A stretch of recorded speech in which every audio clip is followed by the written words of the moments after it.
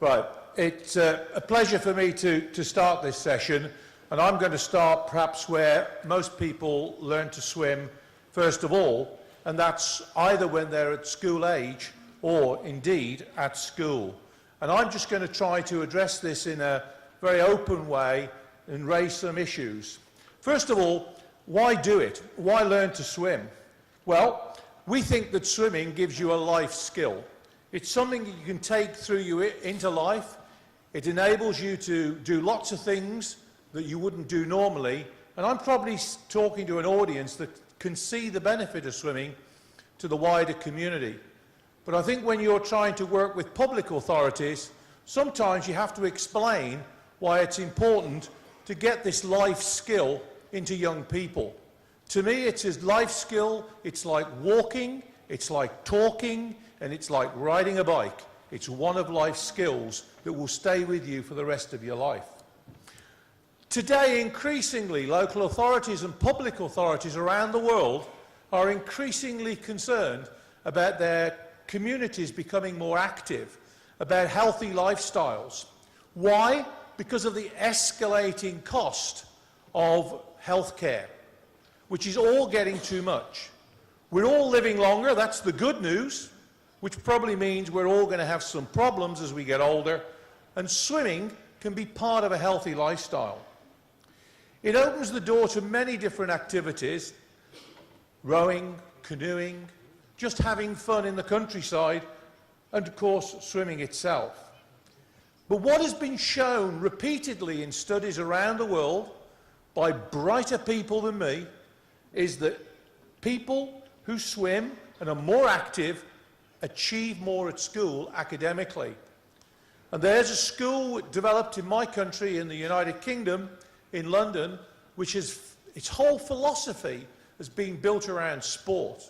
And it's achieving fantastic success in sport, in football, swimming, diving, table tennis, cycling, to name but a few. Fantastic success, but it's having fantastic academic achievement. And that's not a public school, it's not a school where you have to pay big fees. This is a state-run school where you turn up and you get your education for free, paid for by the taxpayer. So the other factor in teaching children to swim around the world, and it's quite staggering when you think about this, but if you look at it on the world stage, it's the second largest reason for childhood morbidity. I got it right in the end. I couldn't say it. So children around the world are dying of drowning simply because they don't have this basic skill. So I think as FINA, the world governing body of the sport, we have a responsibility to address this. Now, there are some models that are used around the world. You could take the view, not an unreasonable view if you don't like paying taxes, it's a family responsibility. You could take the view, however, it's the job of the school, but it comes with a price. Or you could take the view, it's a bit of both. Now, we're very lucky in the United Kingdom because we think, and the government agrees, that schools deliver this best. Why? We think it's right because everyone gets a chance to learn. So it's about equity. It's not, can you afford it? Does your mum and dad want to give up the time to take you? Can they take you? It can be done. We can also control the quality of the experience through school. We can make sure it's a quality education experience that fits into your broader education as a young person. Clearly, we can deal with fantastically bigger numbers because school swimming, if it's done in the school day, will be done at periods of time in the pool when the pool is not being used by the general public, people like you and me. Outcomes can be recorded and noted so we know where we're going, and we can deal with things like cultural barriers. Because what we found as we become a multicultural society in Britain, that there's some cultures would never think it was important to take their children swimming. Why? because their parents didn't take them, and it's not in their culture to teach their children to swim. They have other priorities. But because we have a system in Britain where children learn through school, hopefully we're starting to educate another generation to say, actually, you know what? Swimming is important, and we should make sure they all get a chance to learn to swim. And by doing it in such big numbers through school, it's actually quite cost effective. The cost of delivering swimming becomes more affordable. And importantly today, and importantly for you and I, it can be, if the right system is in place, it can be a route for these young people to come into our sport, into our clubs, and who knows, the next Michael Phelps, the next Rebecca Adlington, the next Tom Daly will come through this route. So what are the issues? Well, there's loads of issues. I can't speak for all of you. You'll probably know these in your country, but in my country, massive pressure on the school timetable. I was reading only yesterday that there's a desire now in Australia to see children learn more foreign languages. Very laudable. More pressure on the timetable of young children in school. Finding the time, therefore, is a factor in learning to swim. There is a cost, and the headmaster, or the head teacher, or the principal, the person running the school, the governors, the board, all have to think about balancing the priorities on that. Transportation, the pool may not be local to the school. How do we logistically get the children to the pool, get them in the water, get the lesson over with and get them back? Training of the teachers. In my country, many school teachers have little knowledge of how to teach swimming.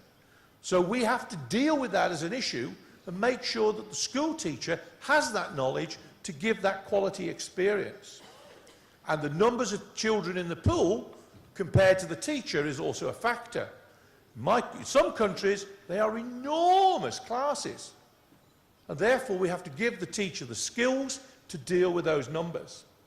And sometimes, just getting to the pool and getting into the water can be a problem simply because the pool is under pressure from other users.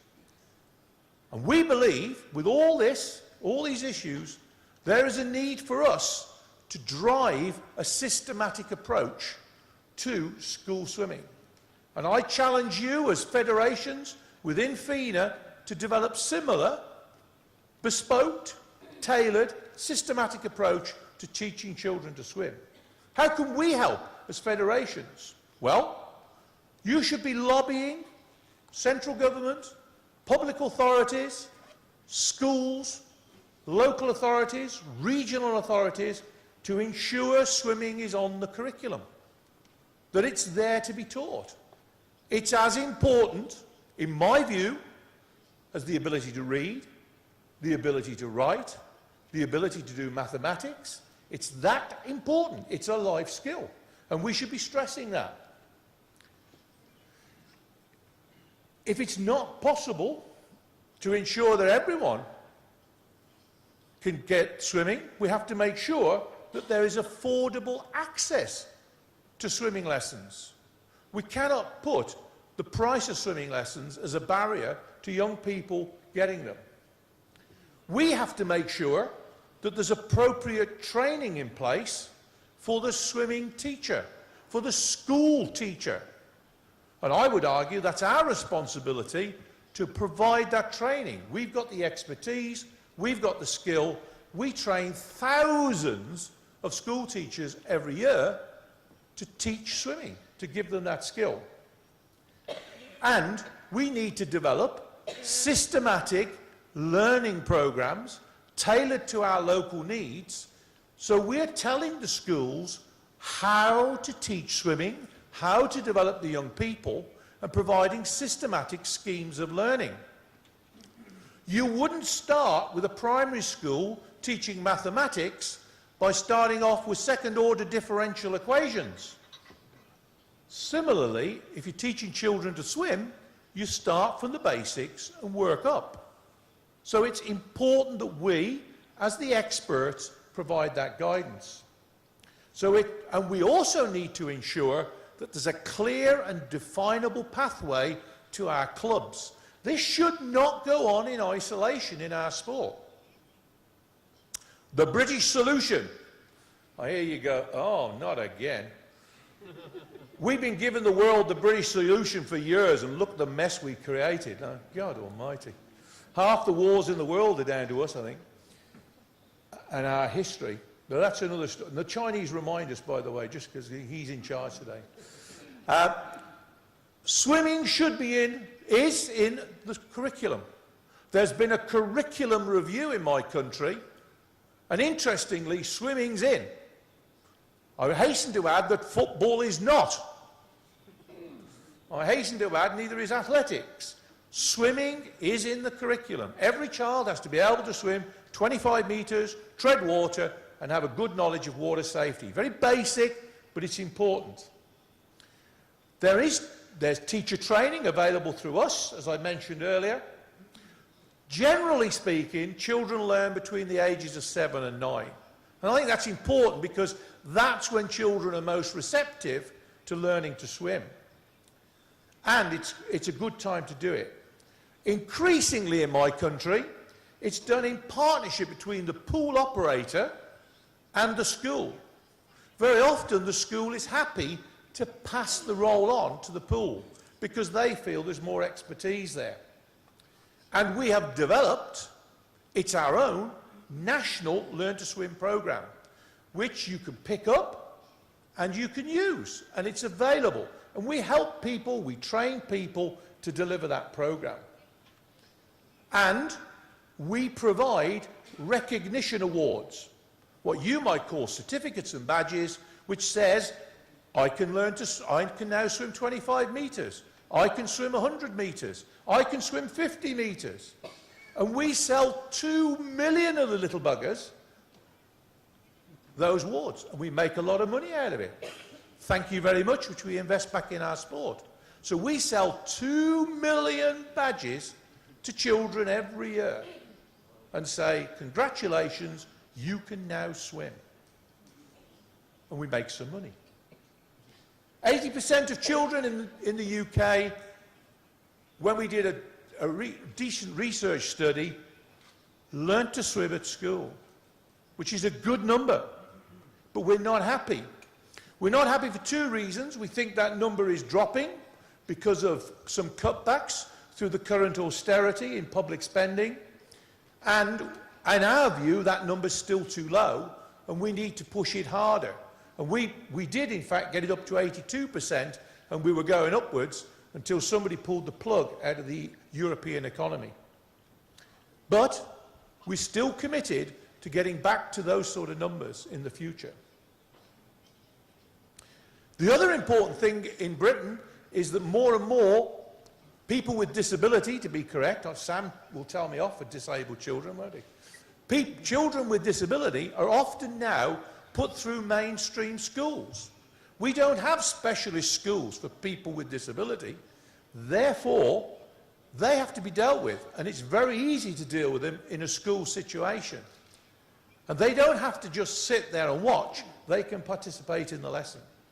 So, and I put this up because I wanted you to see many of our commercial partners, and you'll see some familiar names there, some not so familiar, want to be able to touch the whole of the swimming community. And what better time to touch that community than that magic moment when a child learns to swim. And that's why we have a lot of interest from our partners such as Kellogg's, British Gas, who are one of the big energy suppliers in my country, and of course Speedo.